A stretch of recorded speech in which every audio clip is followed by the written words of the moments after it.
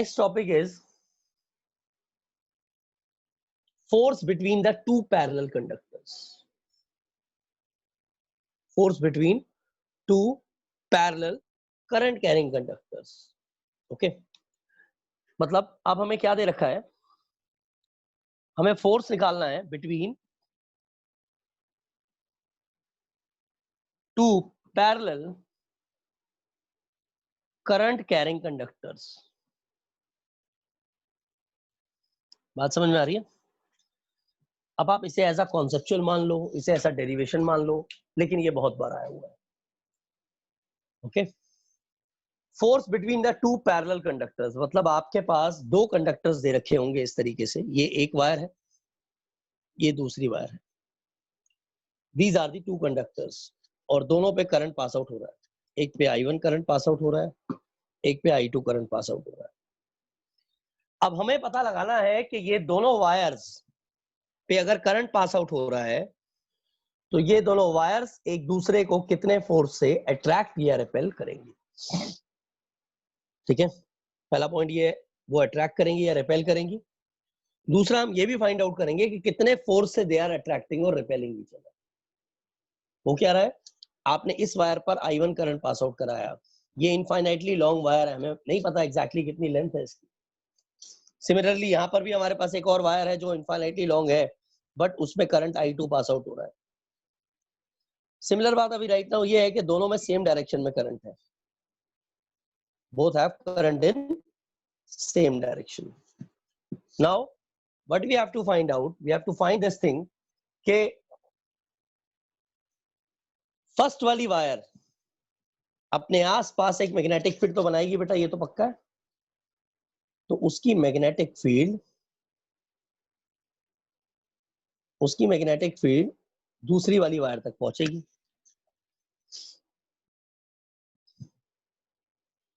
First वाली wire अपने आसपास एक मैग्नेटिक फील्ड फॉर्म करेगी, ठीक है, और फर्स्ट वाली वायर की मैग्नेटिक फील्ड, ठीक है, फर्स्ट वाली वायर की मैग्नेटिक फील्ड जो है वो सेकंड वायर के ऊपर एक्ट करने वाली है, ये तो कंफर्म्ड है, आप सब लोग जानते हो। ठीक है, तो ये जो फर्स्ट वायर है समथिंग कुछ इस डायरेक्शन में है, इसको मैं B1 मान लेता हूं, लेट अस मान लेते। ठीक है, B1 is the magnetic field due to a first wire. इस वायर की वजह से, मतलब ये जो फर्स्ट वायर पे करंट पास आउट हो रहा है, इस वायर पे करंट पास आउट होने की वजह से जो magnetic field pass out produce हो रही है वो B1 है इस डायरेक्शन में। सिमिलरली जो सेकेंड वायर है, ये जो आप सेकेंड वायर देख रहे हो, ये भी अपने आसपास मैग्नेटिक फील्ड प्रोड्यूस करेगी।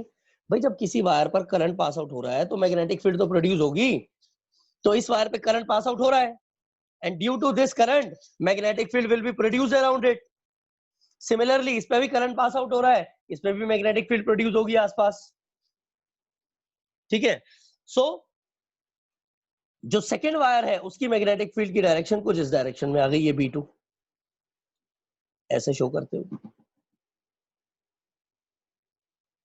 ठीक है, मतलब फर्स्ट वायर अपने आसपास एक मैग्नेटिक फील्ड क्रिएट करेगी जो सेकेंड वायर तक जाएगी।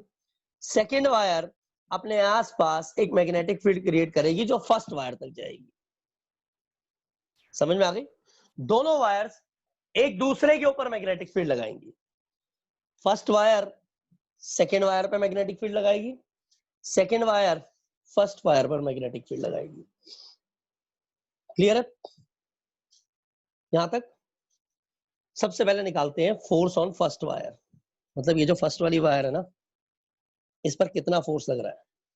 भाई फोर्स का फॉर्मूला क्या होता है, और फर्स्ट वायर है किसकी मैग्नेटिक फील्ड में, ध्यान से सुन लो दोबारा। आपने इस पे करंट पास आउट कराया, इसके आसपास मैग्नेटिक फील्ड हुई, जो मैग्नेटिक फील्ड प्रोड्यूस हुई वो B1 है। उस B1 की मैग्नेटिक फील्ड में दूसरा वाला कंडक्टर पड़ा हुआ है। सिमिलरली I2 में भी करंट पास आउट हो रहा है, वो भी मैग्नेटिक फील्ड प्रोड्यूस करेगा, उसकी मैग्नेटिक फील्ड में V2 प्रेजेंट है, मतलब दूसरी फर्स्ट वाली वायर प्रेजेंट है। क्लियर है? तो जो पहला वाली बॉडी है F1, फर्स्ट वाली वायर पर जो फोर्स लगेगा वो किसकी वजह से लगेगा? Magnetic field of second wire. First वाली वायर पे फोर्स जो लग रहा है वो magnetic field of second wire की वजह से लगेगा। ठीक है, तो फोर्स ऑन फर्स्ट वायर क्या हो जाएगा? F is equal to I L B sine theta, जिसमें करंट फर्स्ट वाली वायर का ही लेंगे और मैग्नेटिक फील्ड सेकंड की लेनी पड़ेगी, क्योंकि सेकंड की मैग्नेटिक फील्ड ही तो फर्स्ट पर एक्ट कर रही है, ये वाली। हमें ऑलरेडी बायर सर्विट लॉ वगैरह प्रूव करने के बाद ये पता है magnetic field due to a straight conductor क्या होता है? Magnetic field due to straight conductor क्या होगा? Mu naught I upon 2 pi R. अगर B2 है तो यहाँ पे I2 लगा दो, तो F2 की वैल्यू क्या आने वाली है? F1 की वैल्यू क्या आने वाली है? पहले I1 L, B2 की वैल्यू पुट कर दो, mu naught I2 upon 2 pi R. R is the distance between both of them बेटा। R क्या है? इन दोनों वायर्स के बीच का डिस्टेंस हो गया। ठीक है, सो F1 की वैल्यू क्या आई एग्जैक्टली लास्ट में? Mu naught upon 2 pi I1 I2 R into L. ये फोर्स की वैल्यू आ रही है, force on first theta wire. क्या ले रखा है इसमें? हाँ जी बेटा, थीटा 90 डिग्री बेटा, थीटा 90। ओके, साइन थीटा का थीटा जो है हमारे पास 90 डिग्री हो जाएगा, साइन 91 होता है बेटा इसलिए। सो F1 will become mu naught upon 2 pi I1 I2 R into L. ये आया है फोर्स ऑन कंप्लीट वायर, लेकिन हमें निकालना है force per unit length. Force per unit length कैसे निकालेंगे? F1 divided by L। इसे बोलेंगे स्मॉल f1 से ऐसे लिख देते हैं। ये क्या है? Force per unit length. तो वैल्यू हो जाएगी mu naught upon 2 pi I1 I2 divided by R। L हट जाएगा क्योंकि L से L कैंसिल आउट हो जाएगा ना। So force per unit length की वैल्यू ये निकल के आ गई हमारे पास। अब पॉइंट क्या है कि जितना फोर्स फर्स्ट वाली वायर पर लग रहा है उतना ही सेकंड पे भी लगेगा। कैसे? मैं बता देता हूं। आप यहाँ F2 लिखते तो यहाँ क्या लिखते? I2L B2 sine theta, theta 90 degree हो जाता। फिर आप मैग्नेटिक फील्ड B1 की पुट करते हैं, मैंने बताया ना यहाँ पर 2 आ रहा है, यहाँ पे 1 आ जाएगा उस केस में क्योंकि F2 है। फिर आप यहाँ 1 पुट करते तो म्यू नॉट I1 I2, ये चीज सेम ही आती है आपके पास। लास्ट में जो वैल्यू मिल रही है F2 के केस में भी सेम आती। फिर आप फोर्स पर यूनिट लेंथ करते तो L से L कैंसिल आउट हो जाता। तो एट लास्ट F1 और F2 दोनों ही फोर्सेस की वैल्यू सेम निकल के आएगी। F1 is equal to F2, both must be equal to mu naught upon 2 pi I1 I2 divided by R. This is a force on a current carrying conductor,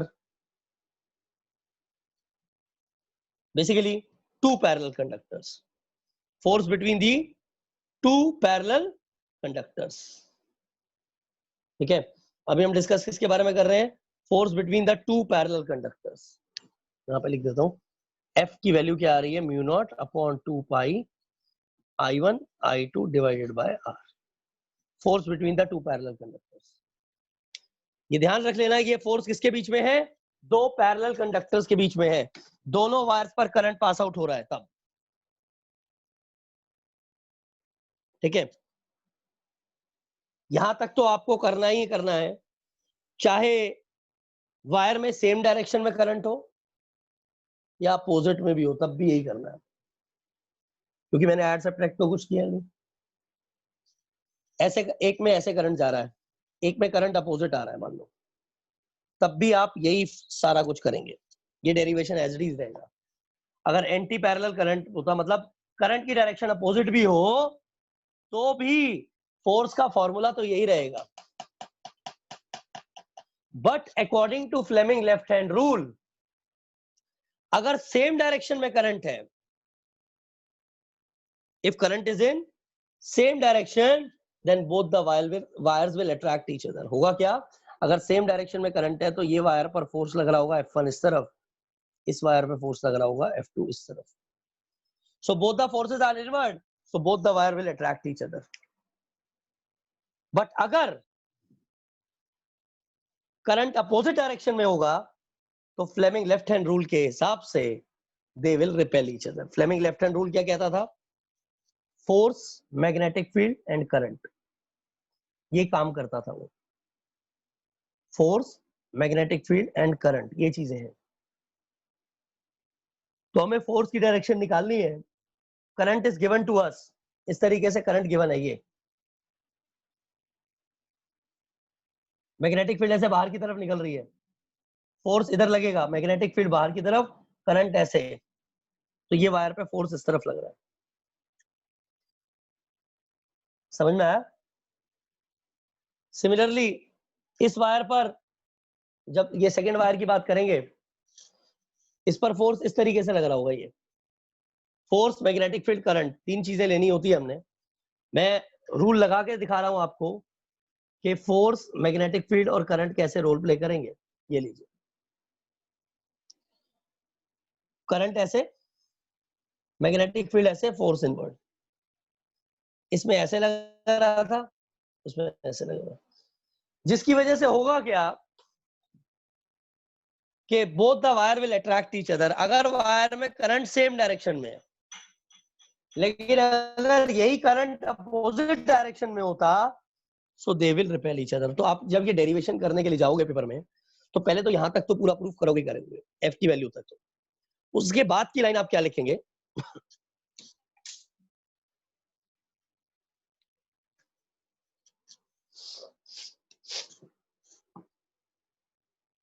if two wires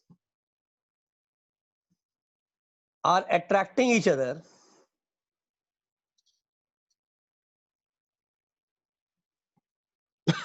sorry, if two wires have current in same direction,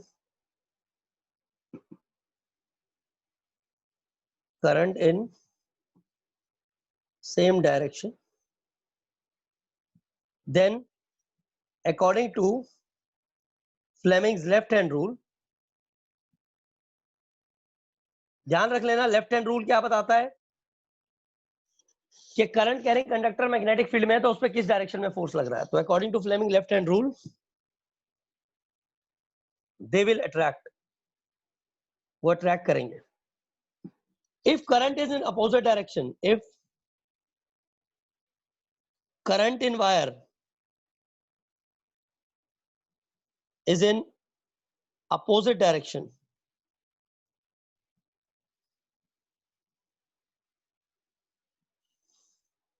then they will repel. तो वो repel करेंगी, बस सीधी सी बात. अगर दोनों wires पे current same direction में है तो अट्रैक्ट करेंगे, अपोजिट डायरेक्शन में है तो वायर्स रिपेल करेंगी. मैं क्लियरली बता रहा हूं, याद रख लेना, बहुत इंपॉर्टेंट है ये. तब डायग्राम चेंज हो जाएगा. अगर अपोजिट डायरेक्शन में है तो डायग्राम ये बनाएंगे, थोड़ा सा चेंज है डायग्राम में.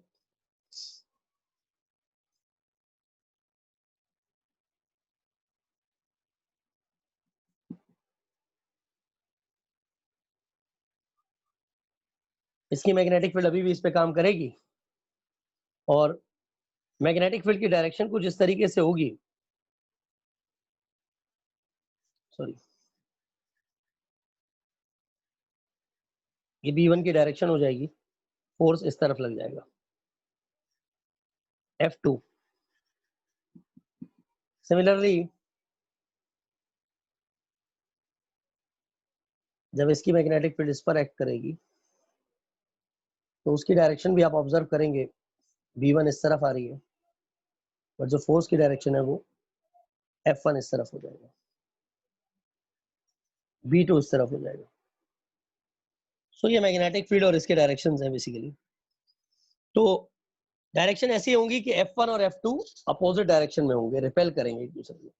बस ये ध्यान रखना है. अगर करंट एंटी पैरेलल है, यानी एंटी पैरेलल का मतलब करंट की डायरेक्शन अपोजिट है. पैरेलल करंट्स का मतलब सेम डायरेक्शन में करंट, एंटी पैरेलल करंट का मतलब अपोजिट डायरेक्शन में करंट. समझ में आ गया? ये भी ध्यान रखिएगा वर्डिंग्स का। सेम डायरेक्शन में करंट है तो टो वायर अट्रैक्ट